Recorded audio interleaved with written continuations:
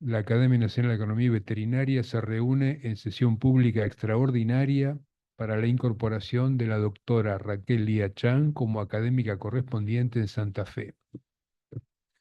Por elección de la nueva académica, hacemos la incorporación en la ciudad de Córdoba, donde disfrutamos de la hospitalidad de la Academia Nacional de Ciencias de Córdoba. Y nos preguntamos, ¿qué mejor lugar que la docta para un acto académico? La ciudad de Córdoba fue fundada en 1573 y solamente 40 años más tarde, en 1613, la Compañía de Jesús fundaba la Universidad Nacional de Río Cuarto. Hace unos cuantos años, mientras trabajaba en la Universidad de Salamanca, vi una hermosa ilustración que mostraba las influencias de esa universidad en América. Con sorpresa, vi una gran flecha roja que venía directamente a Córdoba y no pasaba por Buenos Aires, ni siquiera por la General Paz. Buenos Aires debería esperar más de 200 años para tener su universidad. La Universidad Nacional de Córdoba siguió el modelo educativo de la Universidad de Salamanca, una de las universidades más antiguas y prestigiosas de Europa, fundada en 1218. Los jesuitas, que desempeñaron un papel central en la educación en América Latina durante la época colonial, llevaron consigo el enfoque educativo salmantino. Y si hablamos de academias, nuestra anfitriona, la Academia Nacional de Ciencias de Córdoba, es una de las más antiguas del país. En realidad, la única que es más antigua es la de Medicina. Hoy, Betty Caputo, de la Academia Nacional de Ciencias, no solo nos acompaña, sino que ha sido entusiasta coorganizadora de esta reunión. Pero vayamos a lo que hoy nos ocupa. Incorporamos, en este caso, una académica correspondiente mujer. Pero me parece muy importante aclarar, en esta época de igualdad de género y de empoderamiento de la mujer, que la incorporación de Chan lejos está de ser consecuencia de las mencionadas tendencias.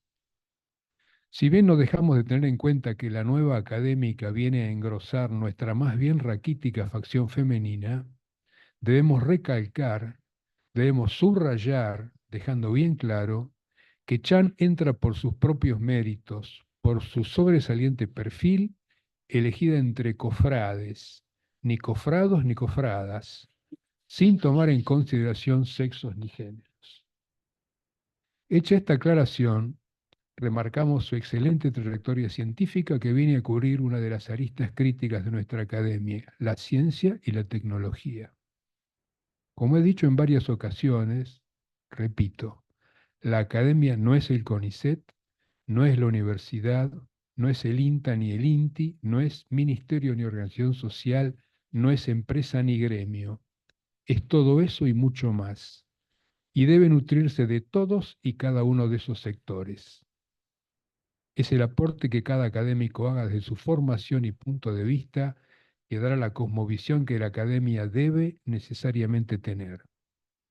Será esa visión de amplio espectro la que permitirá enfocar, identificar y aportar a la solución de problemas que, siempre dentro de sus posibilidades, contribuyan a encauzar el rumbo de nuestra nación.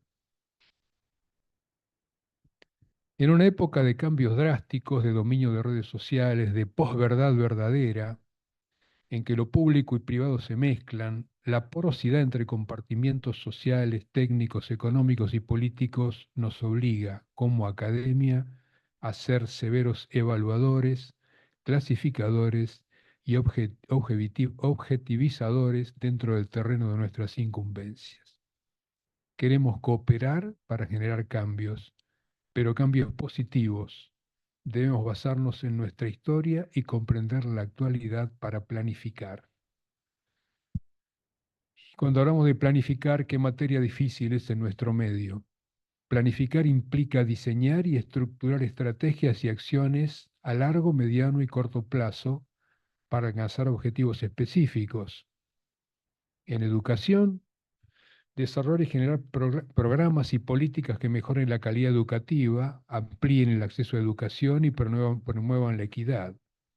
Diseñar currículos, capacitar docente, construir y mantener infraestructura educativa y evaluar el desempeño académico para hacer los ajustes necesarios. En cultura, desarrollar iniciativas para preservar y promover el patrimonio cultural, así como fomentar la creación y difusión de las artes.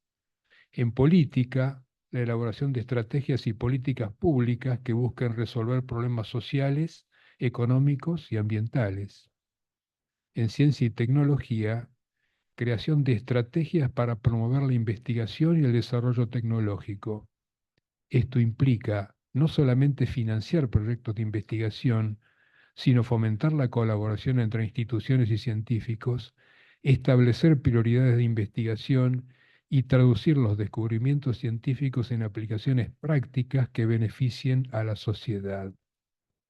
Hoy tenemos un prístino ejemplo. Raquel, partiendo de ciencia básica, logra el desarrollo de plantas resistentes a la sequía, lo que permitirá estabilidad de rendimiento, reducción de pérdidas y posibilidad de cultivo de soja, por ejemplo, en regiones con estrés hídrico. El factor de transcripción HB4, Helianthus annus homebox 4, qué nombre y qué apellido buscaron, fue identificado e introducido en la soja y el trigo a través de investigaciones y técnicas de biotecnología vegetal. Este desarrollo, que buscaba crear cultivos más resistentes y sostenibles, fue un esfuerzo colaborativo entre científicos de varias disciplinas, como genética, biotecnología y agronomía, y no hubiera sido posible sin el trabajo de Chan. Pero de eso, la que sabe es Raquel, y ella nos contará. Para presentar a la doctora Chan, cederé la palabra a nuestra estimada académica Dita Lesnik, que tanto ha trabajado para la concreción de este evento. Pero antes de ello, procederemos a investir a la nueva académica con los atributos que la distinguen como académica correspondiente de la Academia Nacional de Agronomía y Veterinaria. Claro.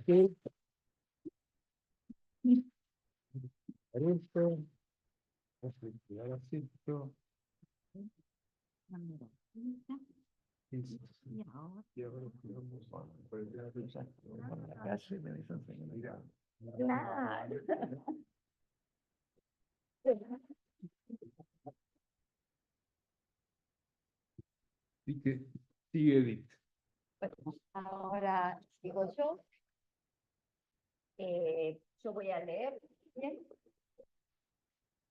y voy a comenzar por decirles que tengo muchísimo agrado en darles también la bienvenida a este acto de incorporación de la doctora Raquel Chan a la ANAV, la Academia Nacional de Agronomía y Veterinaria.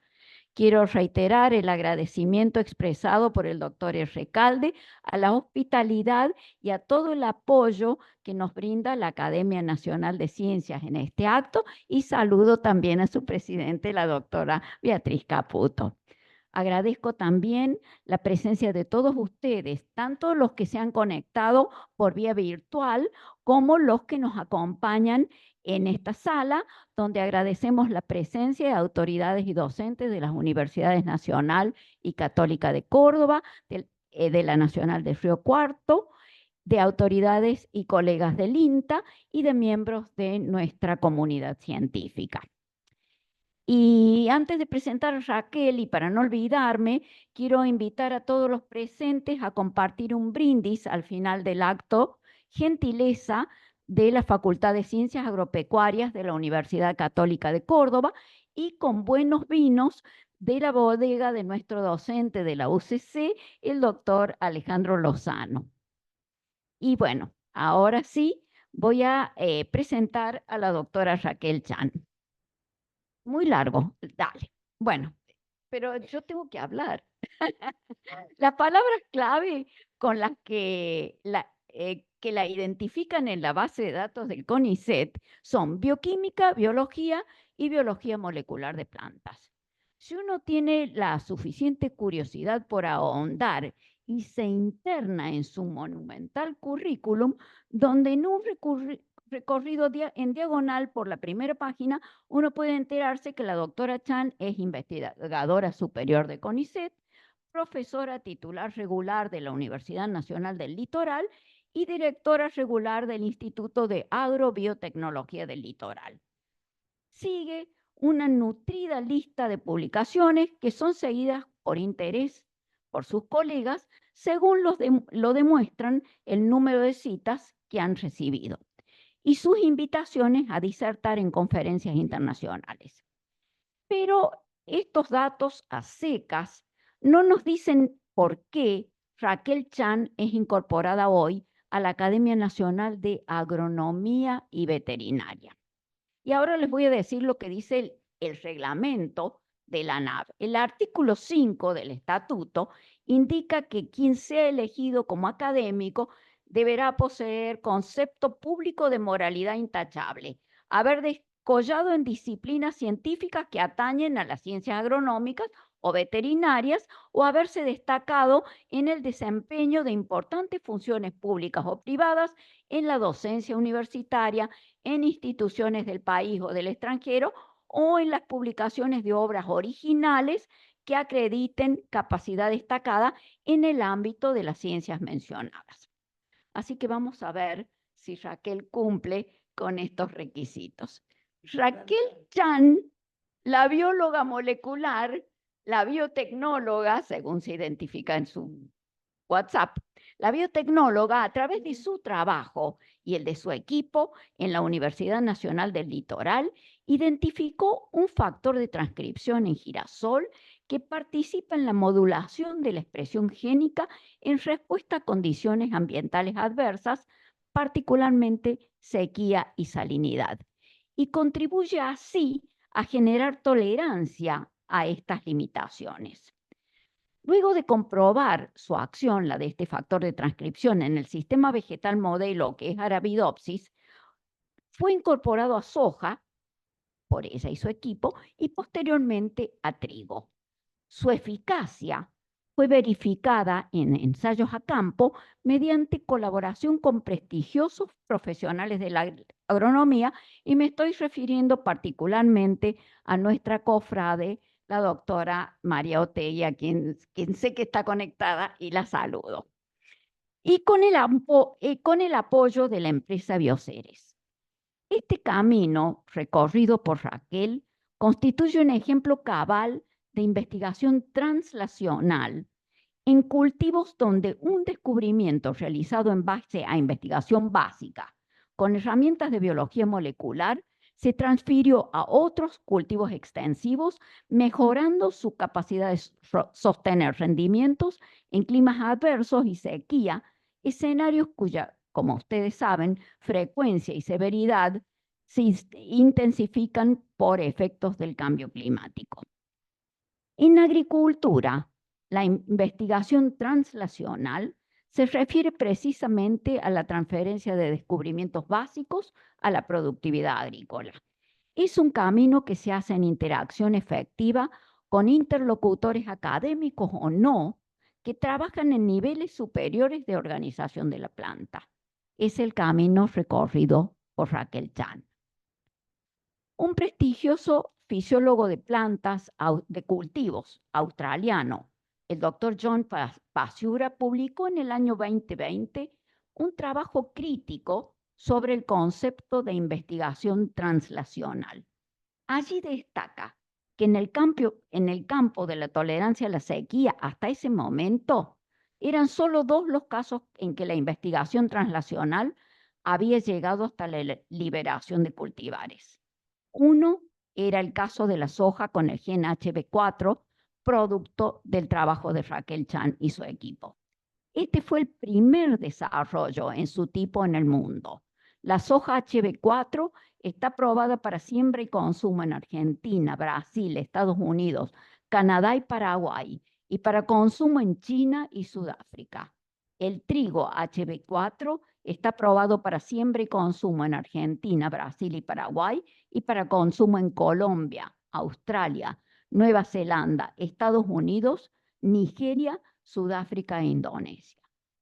Tenemos entonces, para seguir con el reglamento, que la doctora Raquel Chan ha descollado en las disciplinas científicas que atañen a las ciencias agropecuarias.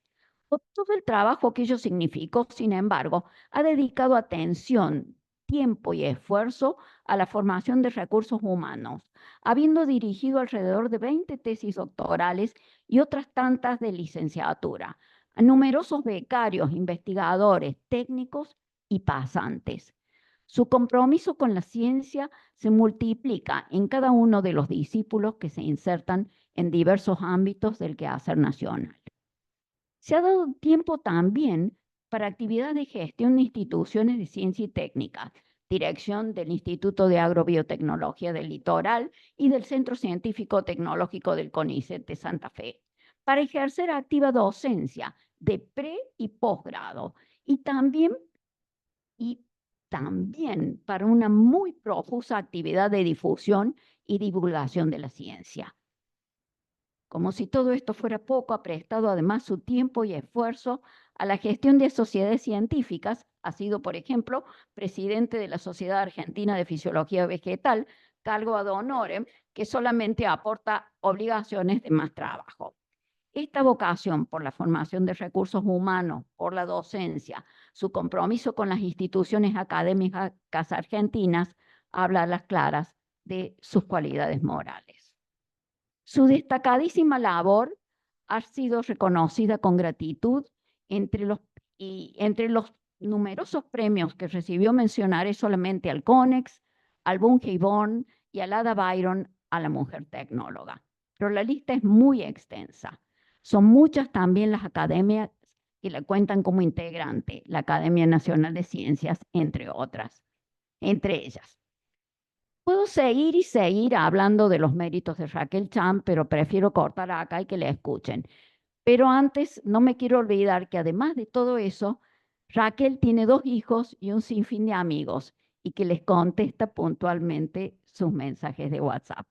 Así que muchísimas gracias, Raquel, por estar acá y bienvenida.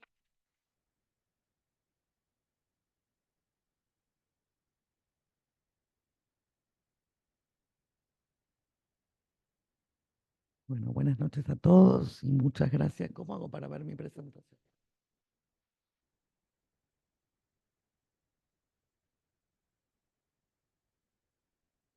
Ahí está. Gracias, Edith, gracias, doctor Alcalde, gracias, Betty, aparte por la labor que estás haciendo en la Academia de Ciencias, que fue un antes y un después.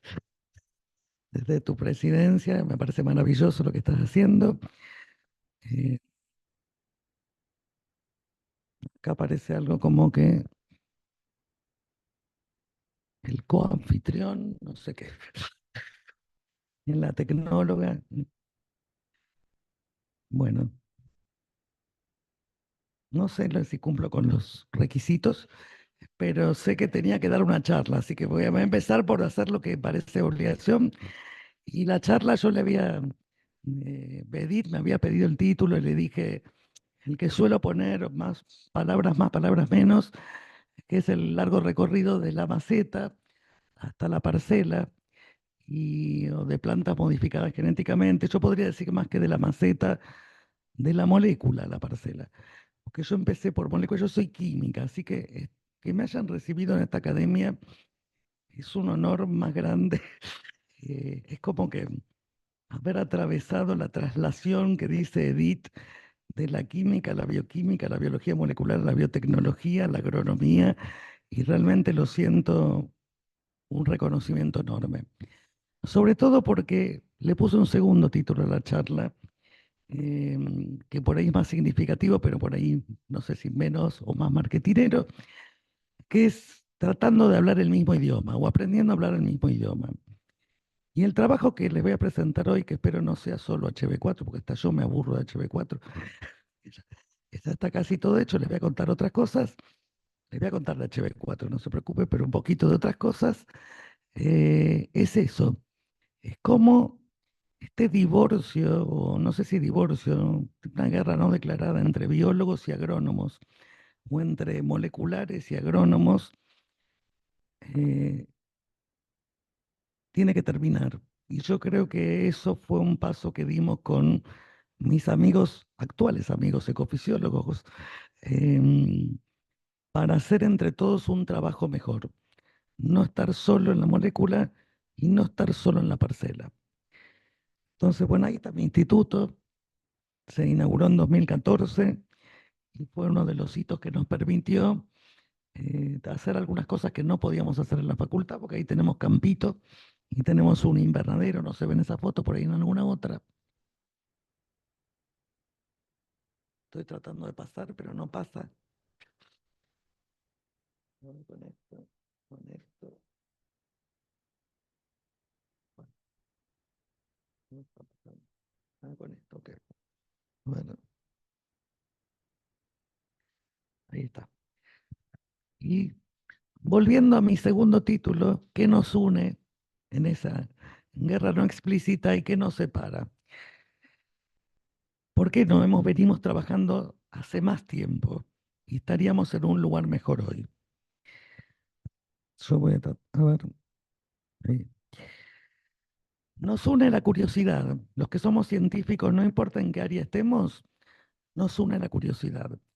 ¿Y qué es la curiosidad? Según la RAE, la primera acepción es ser chusma, o sea, enterarse de lo que pasa y lo que hace otro. Y la segunda es la que nos define un poco más, espero, inclinados a aprender lo que no sabemos. Y en eso es incómodo esto sin mouse para mí. A ver. Bueno, si no anda con las flechitas, sí, pero porque yo lo hice. No, no, no, no, no, anda, séntate. Pero tenemos que ir para atrás ahora de nuevo. No, sí, sí. Y de vuelta.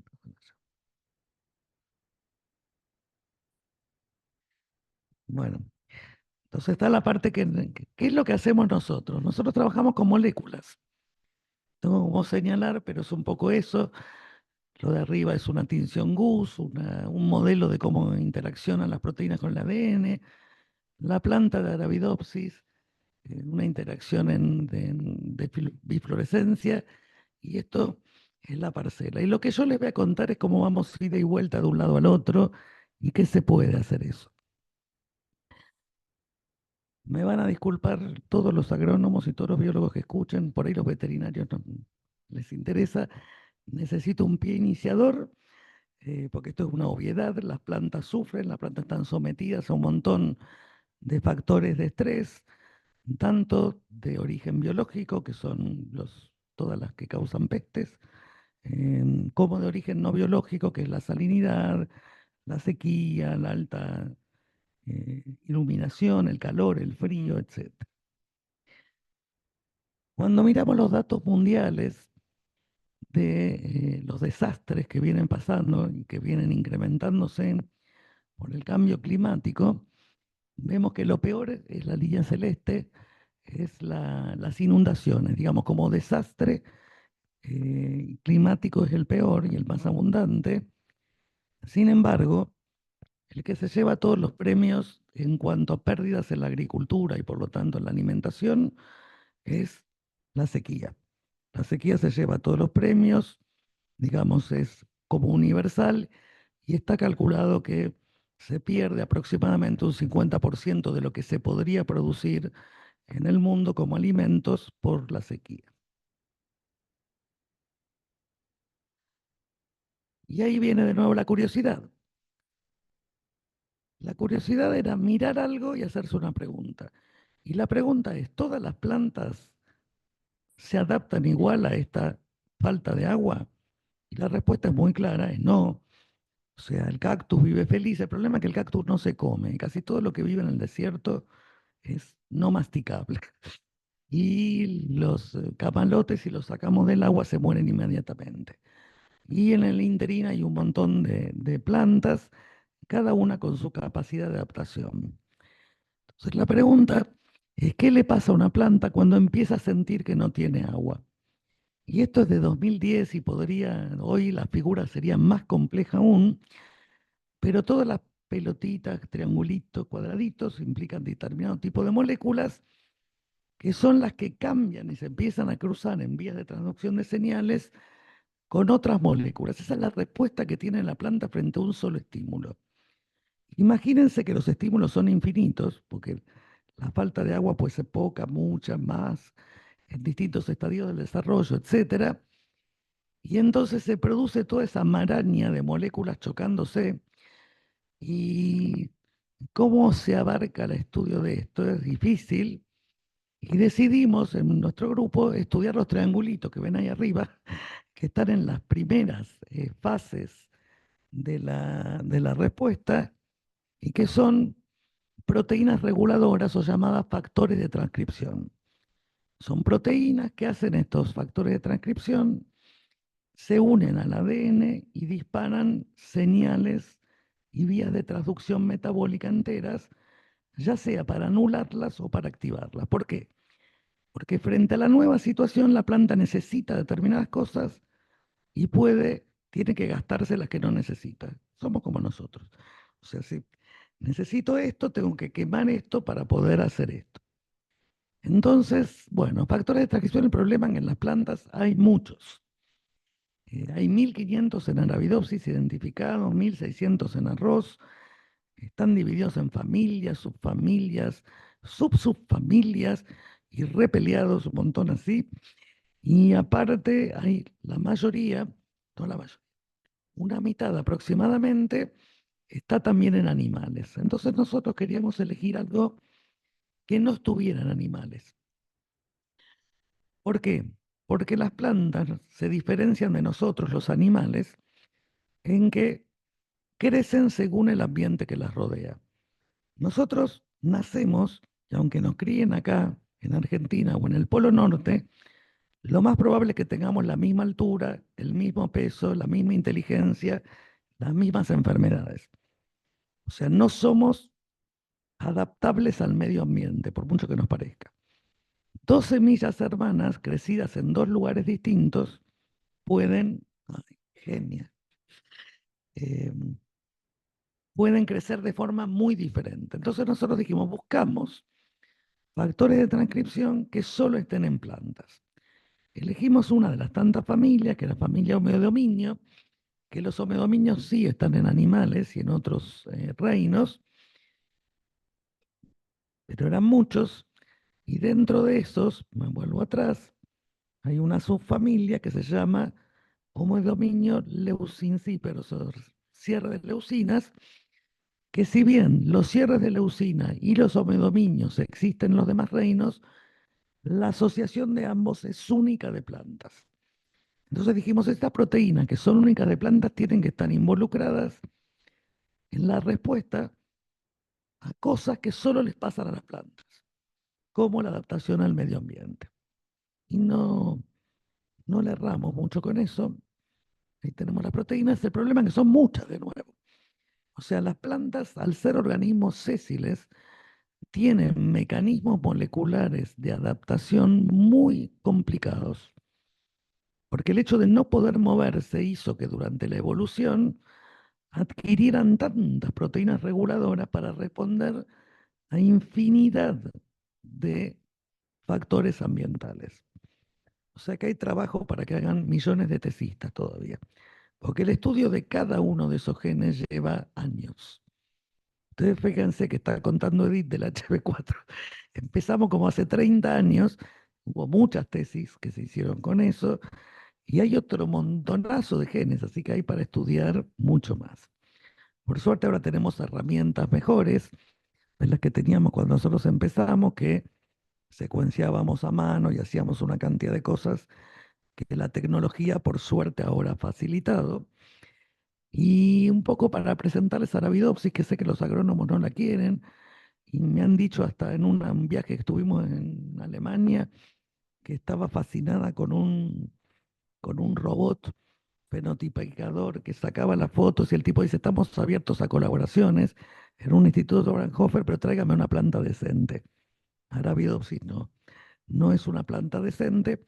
Entonces, bueno, yo quiero decir que sí lo es. La pobre no está para el fenotipador, pero de esto sacamos mucha información. Para nosotros el modelo es muy útil, el modelo nos da información y nos sirve para seguir adelante. Ahora bien, ir del modelo al cultivo no quiere decir que todo se conserve. Entonces es un camino muy largo y muchas veces con muchos fracasos. ¿Y cómo hacíamos? Este trabajo inició en 1993, creo, más o menos.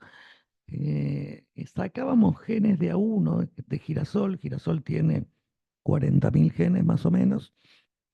Entonces buscábamos estos factores de transcripción por homología de secuencia con técnicas que no nos voy a aburrir. Aparte requeriría un curso completo para saber cómo sacarlos. Pero imagínense que usted tiene una bolsa con muchos genes, uno saca uno, lo poníamos en una construcción adecuada para transformar esa planta, que es Arabidopsis, y lo que estudiábamos esencialmente con un montón de técnicas moleculares y fisiológicas es en qué se diferenciaba esa planta de Arabidopsis que tenía el gen exógeno de la que no lo tenía, o sea, su control. Y la mayoría de las veces, porque esto lo hicimos con muchísimos genes, uno la mira y parece igual, no cambia nada, no cambia nada. Entonces a veces no cambia nada, pero sí cambia si le cambio la condición ambiental. Entonces la condición ambiental que buscábamos era sequía o déficit hídrico, me corregiría María, ya la escucho acá, y encontramos que este gen, que se hizo famoso después, que se llama HHV4, y el nombre difícil es Helianthus annus girasol en nombre latino, HB es homeobox, que define qué tipo de secuencia es la proteína que une el ADN, y 4 es un número de orden. ¿Y qué vimos? Que frente a sequía, las plantas que tenían el gen HB4 sobrevivían mucho mejor que las plantas que no lo tenían. Y creíamos que era bárbaro esto. Realmente una maravilla. Las plantas, ¿cómo se hace este experimento? Se las seca las plantas, se deja de regar totalmente y después cuando uno las ve medio muertas, les tira un cacho de agua y cuenta las que sobreviven. La realidad es que este experimento, que acá es otro muy parecido, o sea, las que están verdes son las transgénicas y las todas muertas son las controles, ¿no? Este experimento no está mal hecho, está muy mal hecho, pero lo hacíamos igual que todos lo hacían. Toda la comunidad científica trabajaba de esta forma. La tolerancia a sequía se medía por supervivencia. Las plantas se secaban totalmente, después se regaban, se contaban cuántas vivían y cuántas no vivían. Hasta que salió este trabajo del grupo de Dirk Inces, un investigador belga que está en Ghent, eh, que debe tener las bendiciones de todos sus colegas, porque él agarró 25 plantas distintas, genotipos diferentes, que estaban publicadas en la literatura como tolerantes a sequía de muchos laboratorios, las puso en un robot fenotipador en condiciones normales, o sea, de buena irrigación o en condiciones de un estrés moderado continuo. Y en esas dos condiciones, los 25 genotipos resultaron con penalidades serias en la producción. O sea, sí, sobreviven, pero si hay agua, pierden. Y eso es imposible de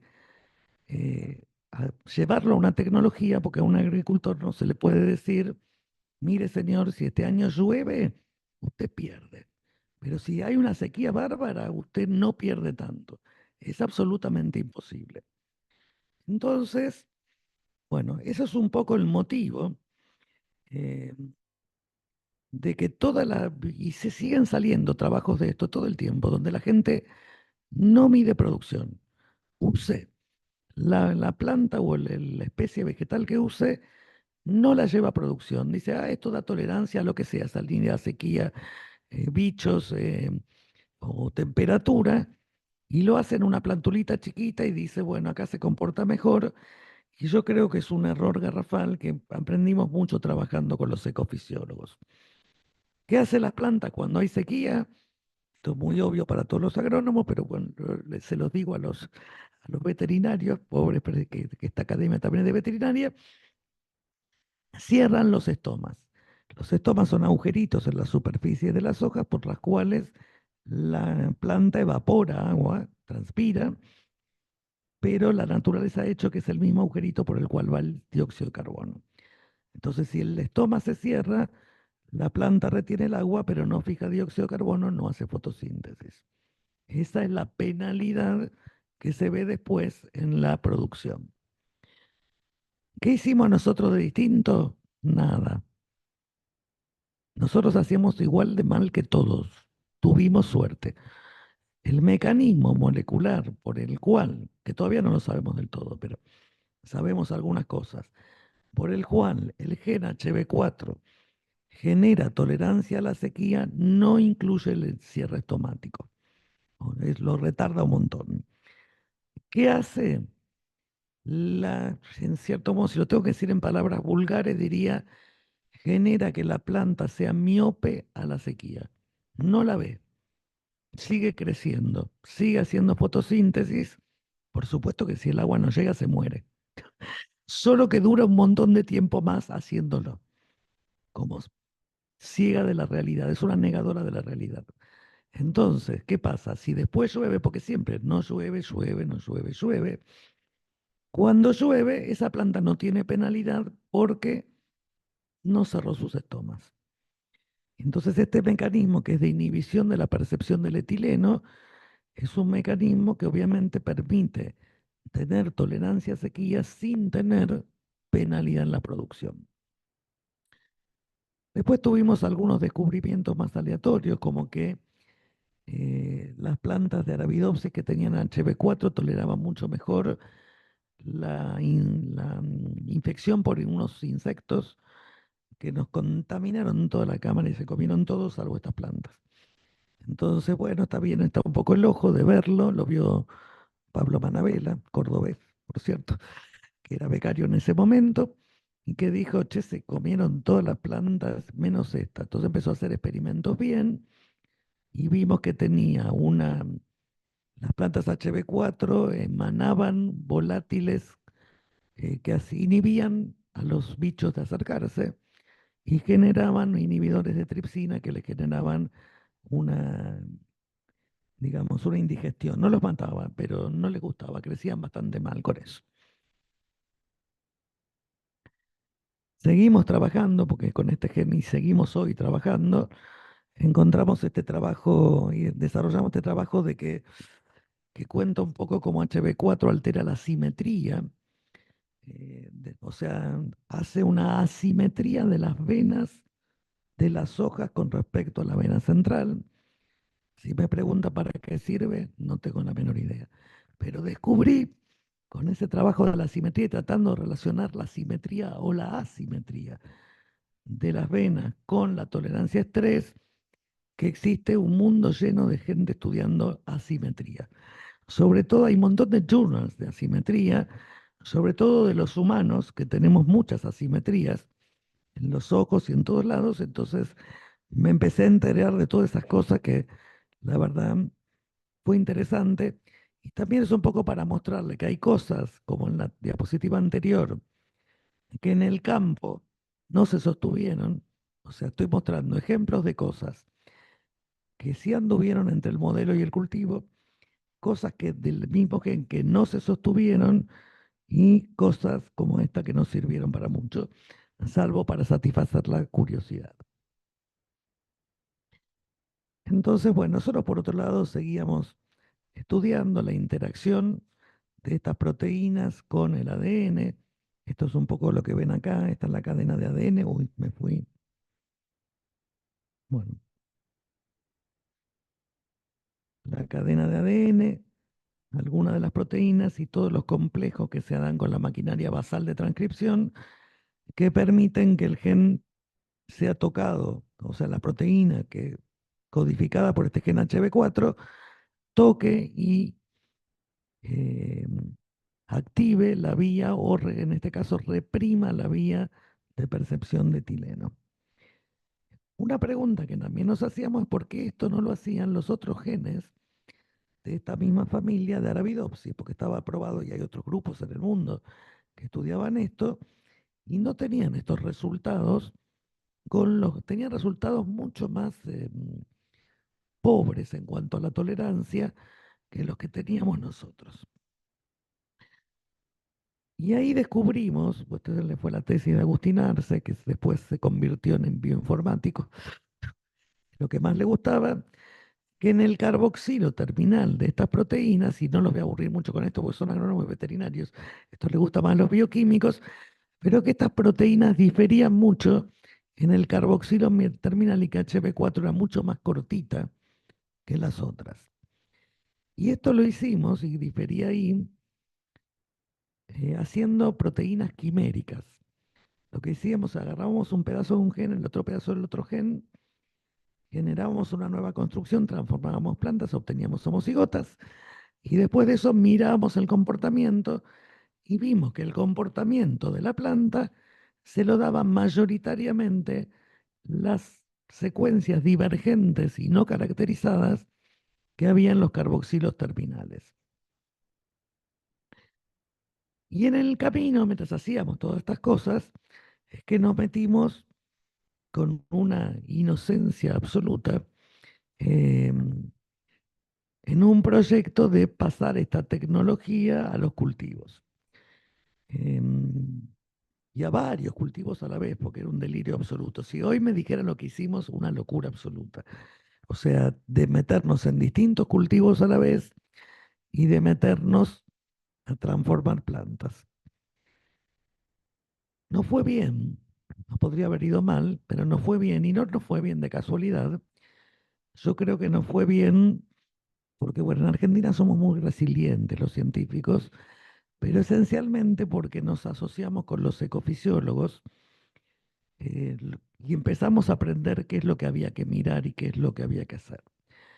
El otro hito que también marcó el éxito de este proyecto que llegó al mercado es que tuvimos el privilegio de un edificio nuevo y eso, como les dije al inicio, tener un invernadero y un pequeño campito experimental nos abrió puertas que no teníamos en la facultad, era imposible. Y el tercero, que no lo quiero menospreciar, fue la asociación con la empresa Bioceres, que creyó en nosotros también, eran unos inocentes absolutos. Estoy hablando de 20 años atrás, que les pareció maravilloso esto de la tolerancia a la sequía. Me preguntaban cosas que yo no entendía nada, después fui aprendiendo. El punto de marchitez permanente, digo, ¿de qué me habla este? O sea, un montón de terminología que obviamente es obvia para los agrónomos y para nosotros era chino básico. Pero bueno, empezamos a trabajar con ellos, nos llevó muchos años entendernos, hablar el mismo idioma. Las empresas quieren ganar plata, lo cual está bien, nosotros queremos satisfacer nuestra curiosidad, lo cual también está bien, pero juntar esas dos cosas no es fácil. Y juntarnos con los agrónomos tampoco. Creo que uno de los mayores logros fue ese, pero llegamos a esto. Estos son ensayos que se han hecho, los hizo la empresa es la que hace los ensayos en lugares variados, nosotros hacemos microensayos en el instituto, y como verán, la soja y tienen la senescencia retardada, se hizo en muchos lugares del país y de Estados Unidos también en ese momento, el trigo que tiene mayor cobertura, o sea, ambos cultivos, y en breve hoy no lo voy a contar, pero vamos a tener el maíz. No lo voy a contar porque si no se hace muy largo esto y le quiero contar algo nuevo. Pero acá están, este es nuestro invernadero y nuestro campito experimental, que son las parcelas, que como nos dijo un revisor de una de las publicaciones, que nos dijo que nosotros no teníamos parcelas, microparcelas. Ustedes tienen big pots, grandes macetas en el aire, como dijo, in open air, o sea, a cielo abierto. Dice, eso no es es como una maceta. O sea, son tan chiquititas que es lo que tenemos. Nosotros estamos orgullosísimos de nuestras microparcelas. Estos son los primeros ensayos de soja en el laboratorio, en esa maceta pobre que es la maceta de Arabidopsis, que es la que teníamos, donde otra que estrés hídrico tiene estrés nutricional, lumínico, todo lo que puedan creer. Y 10 años después, en el campo de Lial, son los ensayos que pudimos hacer. Notoriamente, la mayoría de las características fenotípicas se sostuvieron. Las plantas son tolerantes a sequía, dan una diferencia de rendimiento no tan grande como la de Arabidopsis, pero es una diferencia de rendimiento muy interesante. Y acá, bueno, en realidad en esta está la gente de nuestro instituto sembrando, pero la que nos enseñó a sembrar fue María. María Otegui fue absolutamente generosa con todo su conocimiento, venía con su camioneta que yo le decía la caja de Pandora, porque sacaba de todo de ahí. Medía desde el porómetro, el coso, y dice, eso tengo. Y nos enseñó a qué distancia había que sembrar una semilla de otra, cómo hacerlo, traía las cadenas y laburaba con nosotros al mismo nivel y con el mismo ímpetu, enormemente agradecida con María, que nos enseñó muchísimo. Ahí aprendí un montón de terminología. Por supuesto que uno jamás va a saber lo que sabe ella, pero la pudimos hablar el mismo idioma y trabajar juntas. Juntos hablo de ella, pero hablo todo un equipo. Estos son los ensayos que hizo Bioceres, que después los analizamos nosotros, o sea, tomábamos el nuestro de referencia, tomábamos los datos de ellos y hacíamos todos los análisis de componente de rendimiento, de cómo daba en cada lugar, de cómo daba estos de trigo, donde también participó muchísimo y con quien estamos colaborando ahora en la triguera, que es Fernanda González, del INTA Pergamino. Y mediamos todas estas cosas que son normales.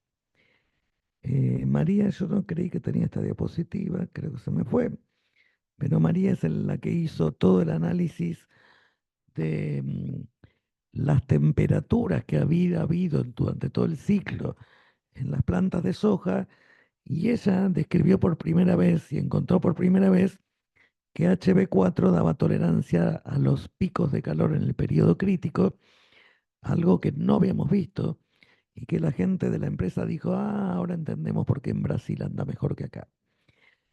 O sea que la contribución de María fue enorme. Y estos son las componentes y las preguntas que nos hicieron en estos papers, que fueron los dos, el de soja y el de trigo, publicados en el Journal of Experimental Botany.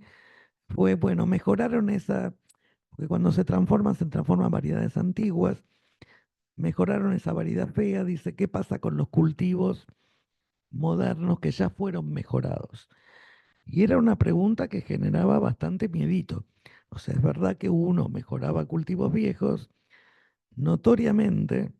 Esto está hecho en trigo, esto está hecho por la empresa, pero ahora les voy a mostrar otras que hizo Fernanda.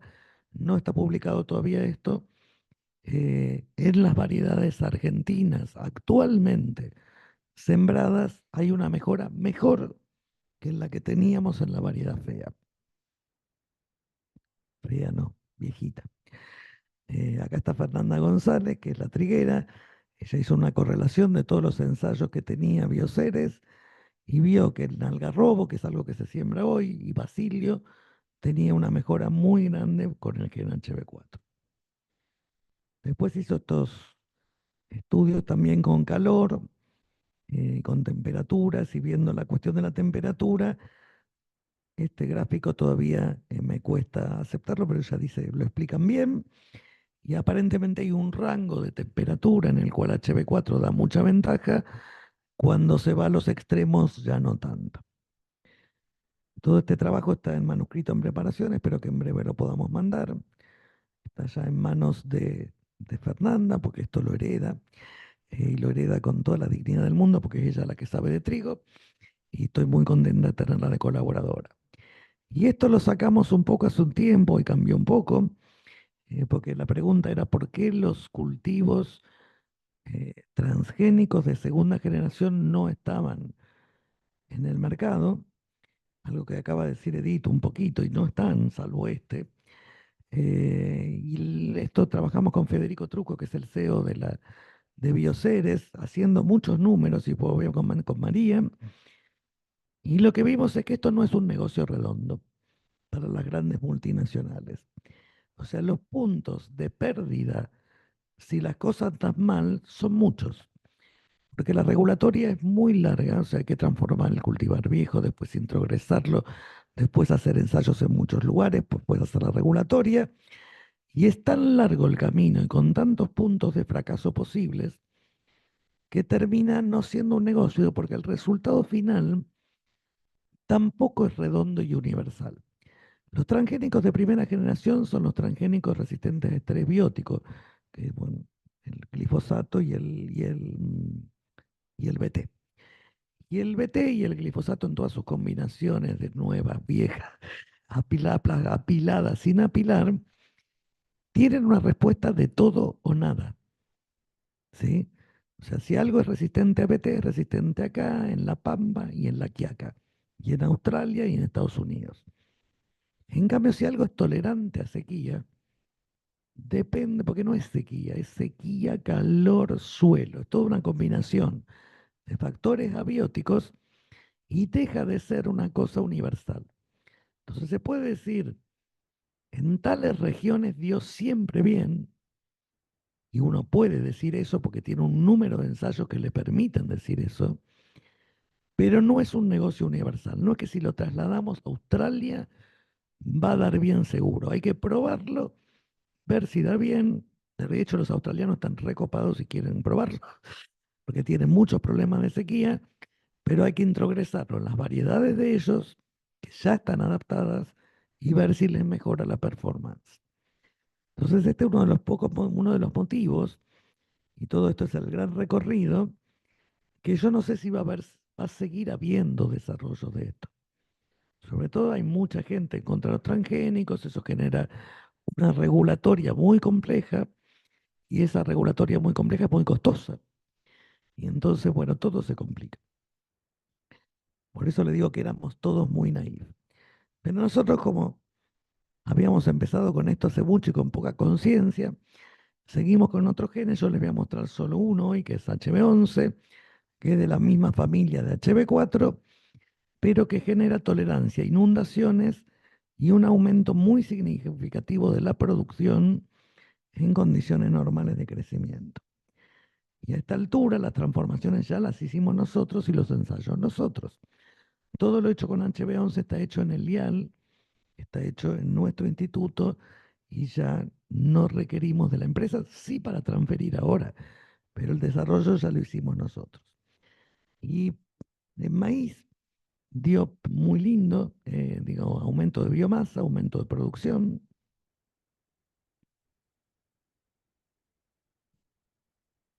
Y lo probamos en distintos niveles de heterosis, o sea, en líneas ya purificadas o en híbridos, y nos siguió dando, pero también acá teníamos una senescencia retardada. Esto es HB11 y esto es, obviamente yo me olvido de decir de las personas que trabajaron acá, está la doctora Jessica Raineri, Mabel es nuestra transformadora, y en algún otro lugar había otras fotos. Después los muestro a todos al final, me los olvidé, estaba enganchada mirando las diapositivas. También tuvimos tolerancia a inundaciones, igual que en Arabidopsis, con unas raíces que yo le digo la foto de las escobas. Las inundaciones las hacemos en piletas que armamos con silo bolsa. Son chiquititas, pero logramos hacerlo. Y la producción da mucho mejor. Acá están las escobas. Esto anduvo muy lindo. Y también tuvimos un accidente con una tormenta, más bien un tornado casi. Aunque no lo declararon tornado, se nos voló todo. Eso fue el 3 y 4 de marzo del 2019. Lloramos un montón. Y después de llorar vimos que las plantas de maíz todavía estaban paradas, habían perdido todas las hojas. Entonces, acá está el tornado dibujadito. Las plantas daban pena, todo daba pena, pero nuestras plantas HB11 siguieron hasta el final y dieron granos. Ya habían fijado los granos y siguieron produciendo. Así que esta fue también un descubrimiento casual por las tormentas. Las tormentas no la esperábamos. La primera reacción fue llorar. Se nos voló todo, se nos voló las hojas, todo lo que teníamos. Eh, y después le sacamos el jugo, hicimos experimentos buenos de defoliación arrancando las hojas. Y vimos que HB11 efectivamente daba una tolerancia muy fuerte al volcado y a la defoliación. Y estos son, no voy a explicar mucho, pero son los experimentos de Margarita Portapila, que hace machine learning, o sea, inteligencia artificial con imágenes espectrales sobre nuestros cultivos. Es un bastión de nuestro grupo de trabajo, trabaja en Rosario, en el CIFACIS, es ingeniera civil, así que también aprendimos otro idioma más para entender con los índices que ella saca y que son muy útiles para diferenciar transgénicos de wild type con drones sin tener que hacer ninguna medida. ya que con las imágenes espectrales ve cosas que nosotros con los ojos no vemos. Bien, y esto solo lo muestro a modo ilustrativo, no me meto, esto es un paper de 10 figuras, pero el HB11 también en arroz anduvo muy bien. Esto ya lo publicamos, en soja todavía no lo publicamos, pero también anduvo muy bien. Así que es otra tecnología que en breve va a seguir el camino de HB4, eso esperamos. Y durante todos esos años, que estas son cosas que llevaron un montón de tiempo, yo tuve que enfrentar un montón de eh, debates públicos en radios, programas televisivos, radiales, escritos nacionales e internacionales acerca de los organismos genéticamente modificados. Eh, Creo haber salido airosa, aunque es una discusión que me parece que no tiene un camino allanable, eh, como otros temas de la sociedad, que uno está de un lado o está del otro, y los argumentos de poco sirven, pero nosotros decíamos, la verdad que quiero desarrollar algo que no sea OGM, no porque yo esté en contra de los OGM, sino porque estoy cansada de los debates.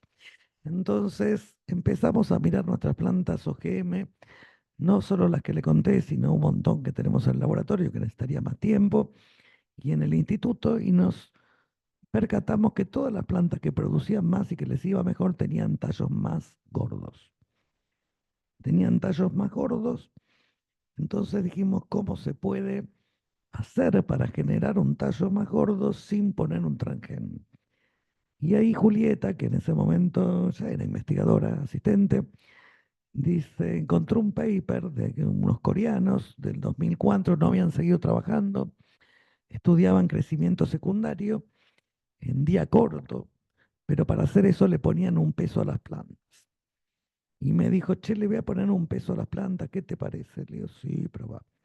Y tuvo que probar muchos pesos, muchas plantas, muchos estadios, pero llegó a uno en el cual, poniéndole peso, durante 2 días, al tallo de Arabidopsis lograba el mismo efecto que HB11.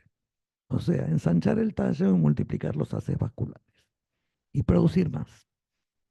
Y entonces empezamos a trabajar lo que están, de dónde empieza, el primero, el segundo, después desaparece la multiplicación de haces vasculares, queda como mayor área cinemática. Y dijimos, vamos a probar en otra planta, a ver si es solo de Arabidopsis. Así que le metimos al girasol que teníamos por ahí, teníamos 5 girasoles. Esto fue hecho con un nene muy chico y una caja de reactivos vacía para aplicar el peso y anduvo divino. Se ensanchó el tallo y dio un montón de producción. Y tuve la visita de Nicolas Langlade, un colega francés en ese momento en el instituto, le conté, es un girasolero, y me dice, cuando llegue voy a mirar los datos. Y miró un montón de datos que tenía de 500 ensayos a campo y encontró una correlación positiva entre el ancho del tallo y la producción. Y me escribió, me dijo, es fantástico, nunca lo había mirado. Habíamos mirado todo eso medido, pero nunca lo miramos. Entonces le dije, bueno, venía sumame esos datos y hacemos la publicación conjunta.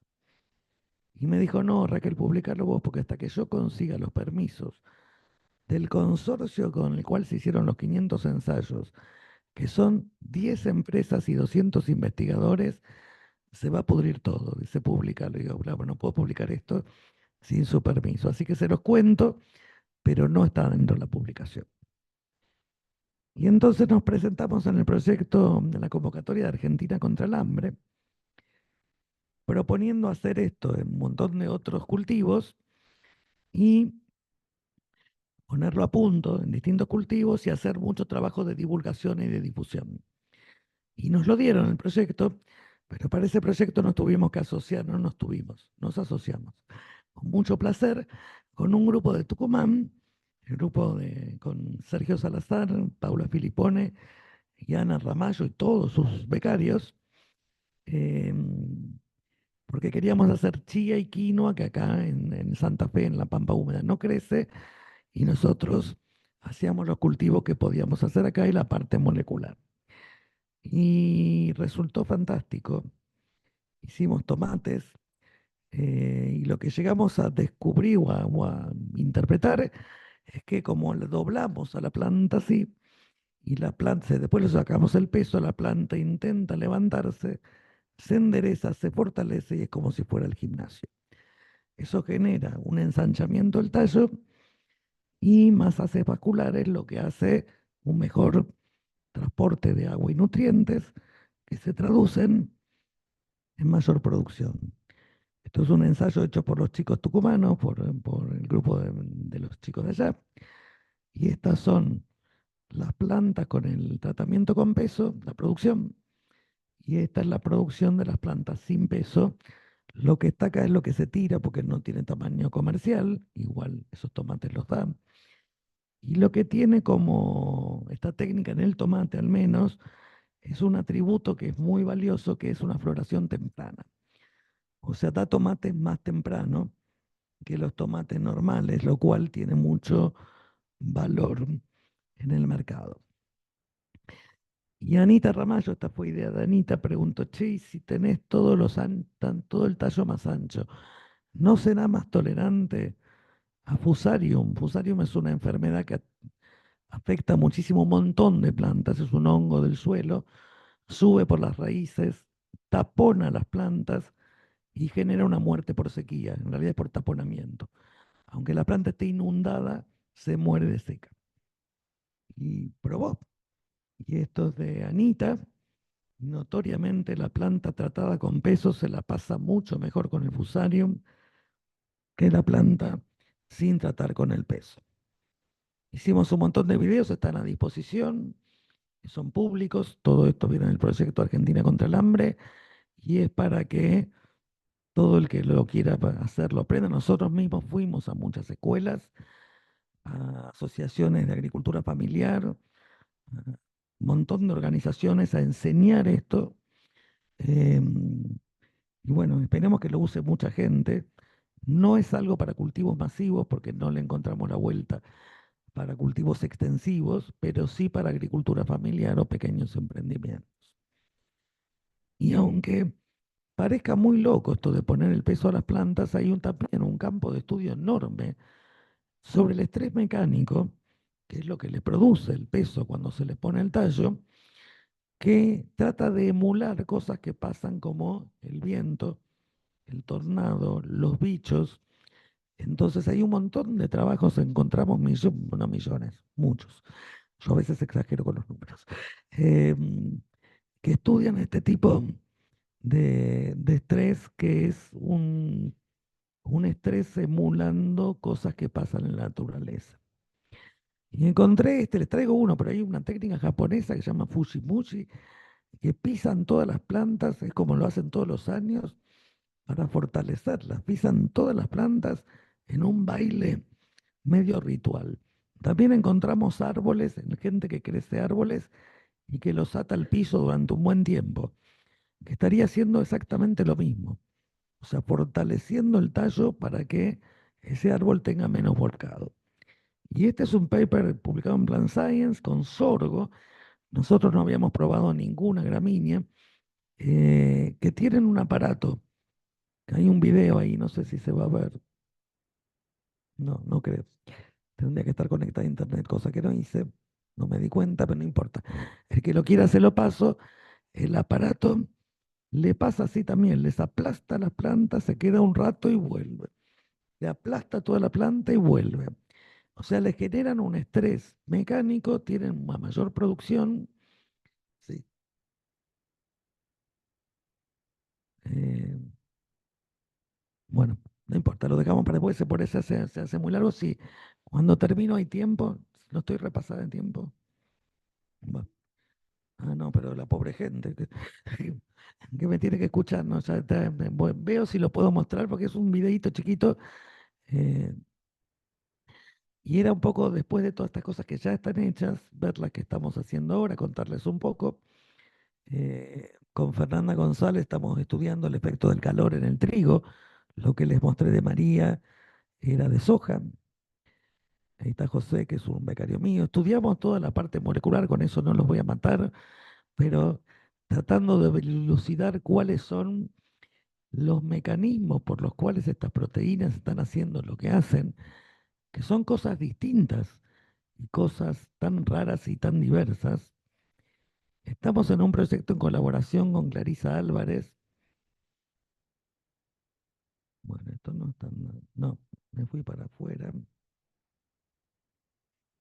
Que es del CEFOBI, que nos está haciendo con AlphaFold toda la estructura molecular de estas proteínas HDCIP y ver cómo interaccionan entre sí con el ADN. Clarisa, una genia, con la parte esta de los programas estos bioinformáticos, está trabajando Agustín también.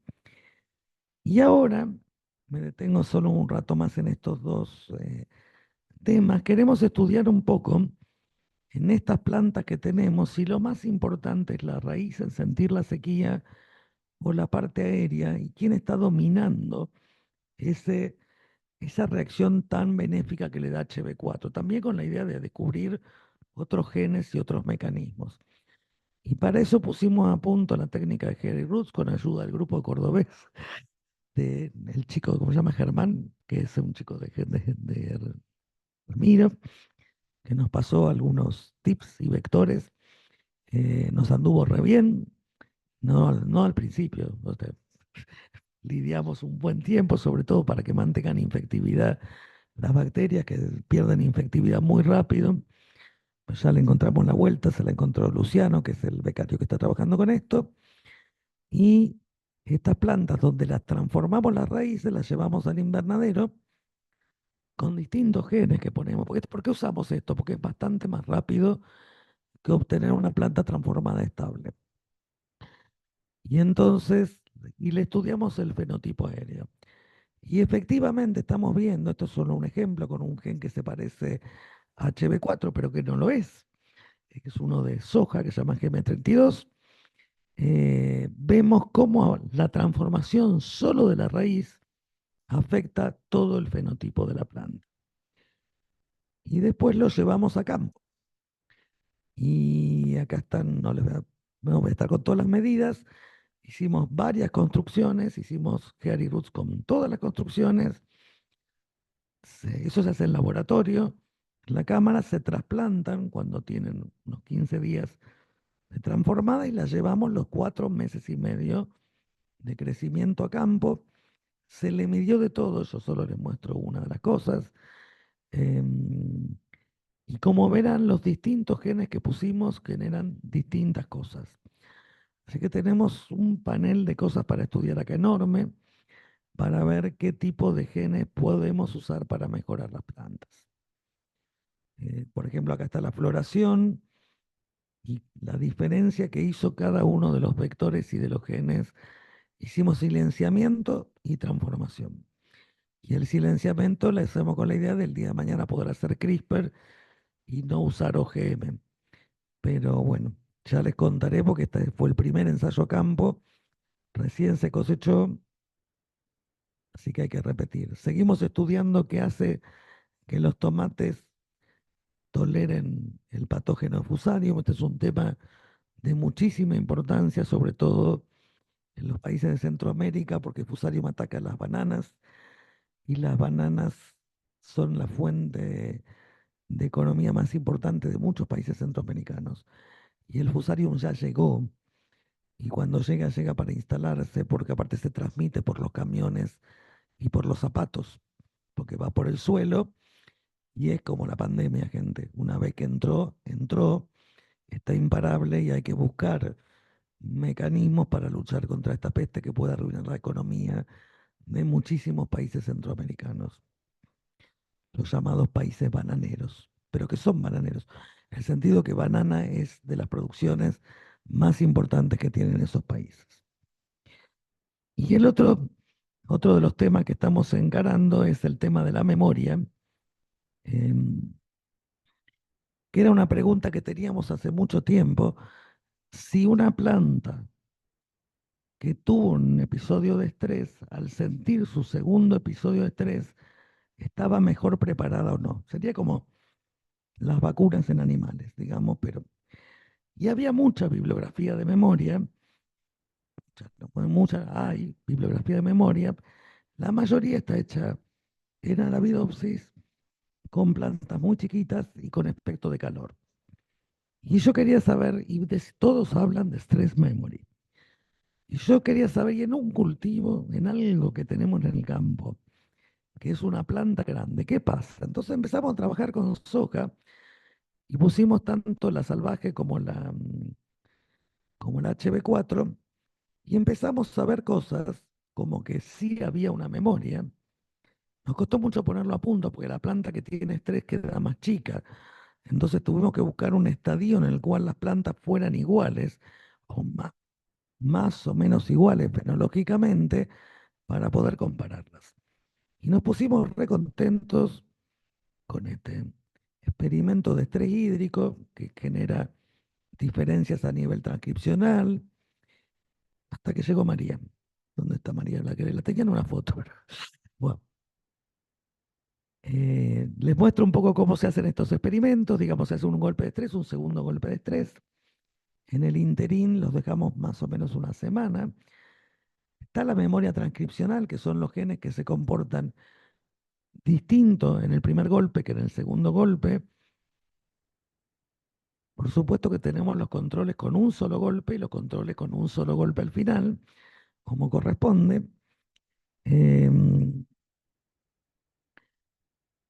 Y lo vimos en soja con algunos genes HDCIP. Y acá lo volvimos a hacer. Nos pusimos contentos. María nos mira, acá está María. Y nos debe estar escuchando. Y nos miró la planta y vino, creo que fue la última vez que vino a Santa Fe, la estamos esperando de nuevo. Y nos dice, ¿le mediste el área foliar? Y Gustavo, que es el becario, dijo, no se la medí, pero parecen todas iguales, medíla. Le dijo. Cuando la fue a medir, dice, María nos aconsejó cortar un pedazo de hoja si estaban más grandes las no tratadas, ya ahí empezó a dar menos. Igual logramos que dé, pero no fue lo mismo. Y aparte hay un estrés mecánico que tenemos que ver cómo solucionar, porque al cortarle la hoja tengo un estrés por wounding y un estrés mecánico. Pero también, ven acá están, las que son trítides que tuvieron el segundo golpe de estrés solamente, y estas son las que estuvieron vacunadas, las que tienen el primer golpe de estrés y el segundo, que la pasan bastante mejor. Eh, bueno, de todas formas esto seguía siendo en macetas chicas, así que nos fuimos al campo. Les quería mostrar esto porque este paper no es nuestro, pero este es el único paper de memoria, me daría vergüenza que fuera nuestro, de soja con memoria. Y ponen esas plantas que dan, a ver, ven cómo están esas plantas de soja, parece una planta, no sé de qué, el tallo así estirado, una maceta chica, y no ponen los controles como la gente. Ahora, al haber toda esta cantidad de bibliografía sobre memoria, es difícil ir y decir, no hay. O sea, hay que demostrarlo del todo. Yo todavía no estoy segura de que hay o no hay. Hicimos este ensayo en el campo, como corresponde, y obviamente con todo el asesoramiento de los ecofisiólogos, y alguito vemos. O sea, no nos pasa un test estadístico, no sé si en esta, en la que viene, creo que se ve mejor. Ahí. O biomasa de tallo, no, se le voy a mostrar en esta. Esta es producción, gracias.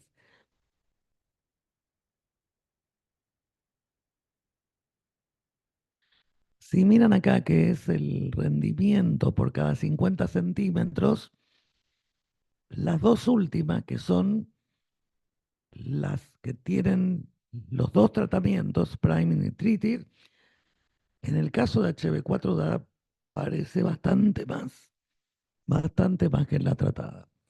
Igual esto fue un solo ensayo a campo, esto lo vamos a tener que reproducir. Esto sí está hecho en periodo reproductivo, al final del ciclo, como corresponde en el campo, con una buena sequía que sí la medimos con genes marcadores y sabemos que la sequía se produjo porque, a ver, la tierra que tenemos en el IAL es arena, entonces todo el agua escurre, hay que regar, uno puede regar más o regar menos, pero si no riega es el Sahara. Entonces podemos manejar muy bien los ensayos de estrés. Y el otro que estamos trabajando, que eso es parte del proyecto Redes, en realidad no, dio origen un poco, es con otra técnica que es la técnica de injertos en soja, ver qué pasa con la parte aérea, con la parte radicular de distintos genotipos, a ver cuál es un poco parecido a lo de Hairy Roots, pero donde la parte aérea podemos usar otro genotipo transgénico. Y esto es en la vida real, como diría, te vas a las manos de Jessica, que es la que hace esto, la doctora Raineri, y el resultado fue sorprendente. Eh, Falta una repetición que está procesando ahora, que la hizo este año Jessica, esto es del año pasado, pero el resultado diría en forma general que cualquier casamiento mixto es mejor que cualquier endogámico. O sea, es como un vigor híbrido cuando se mezclan dos genotipos que superan al HB4 y a cualquiera. O sea, si le pongo dos cosas distintas, anda mejor que si le pongo una sola cosa. Es una planta maltratada que la cortamos, la injertamos, digamos, y que estamos tratando de analizar qué pasa. Pero fue bastante sorprendente. Lo pasamos a hacer con Arabidopsis, esto lo hizo el mismo chico que trabaja con la memoria. En Arabidopsis es mucho más difícil hacer los injertos, así como todo lo demás es más fácil. Los injertos es la nada misma, el tallito de Arabidopsis, pero hicimos algunos que dieron espectaculares. Una planta de citocromo C, que no es un genotipo nuestro, es del laboratorio de al lado, que la mezclamos con HB4 en la raíz y superó a todos los genotipos. Así que estamos estudiando un poco esto que está muy fascinante, nos gusta mucho y no los hincho más. Muchas gracias. No quiero dejar de agradecer a toda mi gente. Este es mi grupo. Ahora hay muchos que no están, porque están todos los que fueron pasando y yo mostré muchas cosas anteriores. Los que están ahora, José trabaja con trigo, Luciano con los Hairy Roots. Bueno, de Lore no hablé, Lore está hablando trabajando en hipergravedad y peso, Julieta, que la nombré por lo de las plantas con peso, Mati Capela y Gustavo que trabajan en memoria, Jennifer con los tomates, Marit Mayan es una estudiante de Matías y Paula trabaja en memoria en raíces de Arabidopsis. No hablé porque me iba mucho con eso. Y esta es la unidad de proyectos institucionales, donde está el personal de apoyo, que nos está ayudando todo el tiempo y trabajando con estos temas. Mabel, que es Mabel y ¿dónde está el Mabel? Que no lo estoy viendo acá. La de Repera Negra es la que hace la transformación junto con Manuel. Rafa está en un proyecto de frutillas, ahora nos está ayudando con algunos clonados. Esta es Jessica Raineri, que es la que trabaja con los injertos y con muchas más cosas de las que mostré. Y Vicky Castro, que es nuestra comunicadora, que es la que nos hizo todos los videos comunicacionales por los proyectos del hambre, que son preciosos. Así que el que quiera me pide el link, se los paso. Y bueno, los que son externos, que no son de mi grupo, obviamente María, Fernanda y Margarita, con todos sus grupos, que no me entrarían las fotos y no sé si tengo fotos de todos, que realmente son colaboradoras imprescindibles. Los chicos de Tucumán, que son los colaboradores del Tomate, Sergio Salazar, Anita Ramallo y Paula, que está por acá, Paula Filipone, y los que me bancan siempre, mis viejos y mi familia, y mis dos hijos, Matías y David, y mis amigos. Muchas gracias.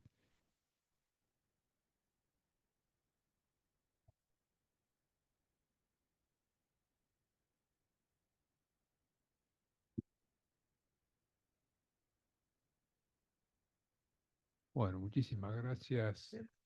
Algo, porque los otros están en el Zoom, gracias a los del Zoom también. Sí se la aguantaron todo este tiempo. Muchísimas Se gracias me fui de tiempo. por lo tuyo. No, no, no, no, acá estábamos todos muy entretenidos y me imagino todos los agrónomos de la academia que deben estar prendidos ahí, de María y los muchachos que después van a hacer todos los comentarios por las redes. Así que bueno, para la academia es un tremendo honor que Raquel se incorpore porque yo creo que el título, que es lo que mejor entendí, ¿no? Eso me habla muy mal de mí, quiere decir que no se entendió nada de lo demás. Es una broma, es una broma. de la molécula, ¿no es Voy a cierto? A armar una llegar. charla para veterinarios. Tengo una de veterinarios. Bueno, Donde, después donde empiezo de la esa molécula. la Lo que haremos pasa que con era un tiempo. equilibrio entre no aburrir a los agrónomos y el otro de No, es muy difícil, que además comunicar todo esto en 1 hora, en 40 minutos, es muy difícil. Así que bueno, Raquel, muchísimas gracias. Gracias a Un honor ustedes, es que un honor formes para mí. parte de la academia y bueno, y ahora participar de la actividad como académica correspondiente. Y muchas gracias a ustedes y a todos los que estuvieron conectados. Así que muy lindo todo.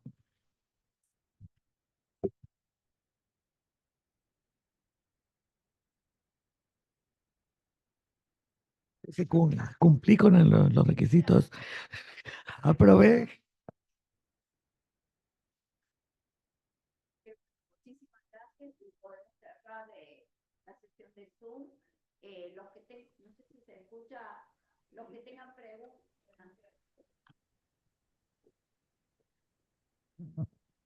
Vamos a cerrar la sesión de Zoom y seguramente todos estarán ansiosos por hacerles preguntas por hacerle preguntas a Raquel, así que los invito a hacérselas por email. Así nosotros, los que estamos en Córdoba, pasamos al brindis. Bueno, les agradecemos la presencia a todos ustedes que nos han acompañado por Zoom, por YouTube. Y ya saben, tenemos una nueva académica en la Academia Nacional de Agronomía y Veterinaria. Nuevamente, bienvenida, Raquel.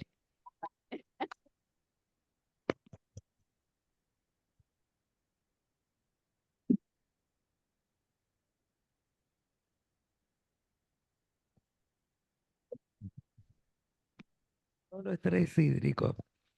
En realidad en raíces de Arabidopsis hicimos salinidad, hicimos otras, pero no me gusta, es muy artificial el sistema, porque tengo que trasladar las plantas de una placa con sal a una placa sin sal y después dejarlas y recuperarlas. Probamos osmótico en raíces, nos andan más o menos. Y los Más premiadores contra patógenos, pipecólico, baba, con ácido. patógenos no me metí nada, no, no. Bien. Te invito a hacerlo.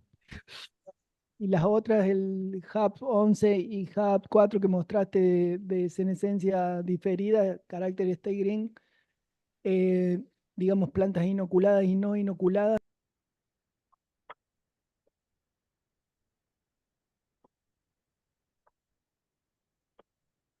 Nos sacaron. Nos cortaron. Bueno, chao. Nos dejaron afuera. Un beso a todos. Avisó, pero bueno, fue medio de golpe. Chao. Está muy bien.